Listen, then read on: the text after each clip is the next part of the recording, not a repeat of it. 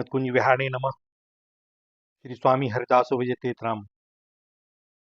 प्रकृति भगवान की ही रचना है, सो इसमें भी उनके स्वाभाविक गुण देने का ही भाव सर्वत्र विद्यमान है। साथ ही अभूतपूर्व पूर्व शक्ति भी, और वह देना भी कैसा, बिना मूल्य के, क्योंकि उसका मूल्य देने की हमारे पास क्षमता भी तो नहीं।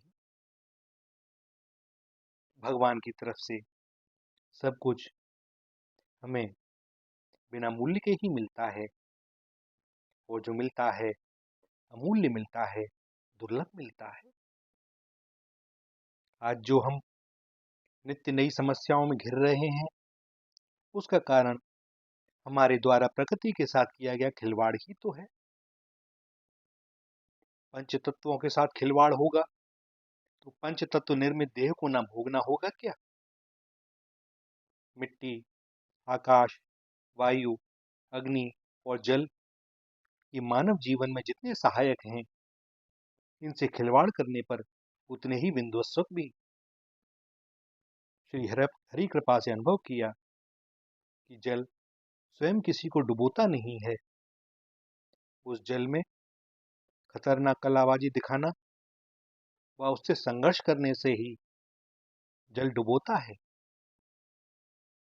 और इसका अनुभव किया है जिस दास ने, भुक्तभोगी है 2-3 बार का। डूब कर शिक्षा मिली, यदि जल में भीतर डूबते समय बहुत तेजी से हाथ पैर न चलाए जाएं, विशेष संघर्ष न किया जाए, धैर्य रखा जाए, तो जल स्वतः ही ऊपर फेंक देता है। और एक समय इस दास के जीवन में ऐसा भी आया कि जल में पद्मासन और शवासन भी लगने लगा। जीवित व्यक्ति डूबता है और मुर्दा तैरता है, क्योंकि मुर्दा समर्पण कर देता है। देह में जल भर जाता है, देह फूल जाती है, उसके बाद भी जल के ऊपर तैरता रहता है। यही स्थिति इस जगत की और माया की भी।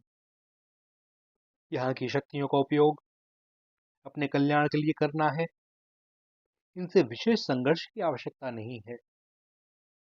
धर्म, अर्थ, काम और मोक्ष, इन्हें पुरुषार्थ चतुष्टय कहा जाता है।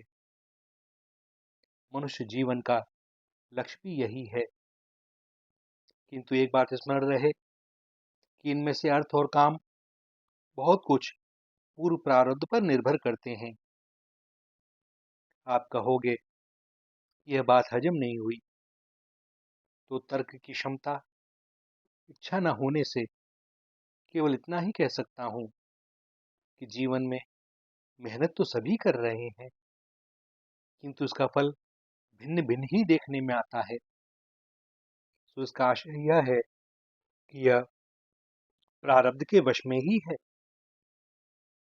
बाबा ने कहा भी है, हानि लाभ, जीवन मरण, यश अपयश विधि हाथ।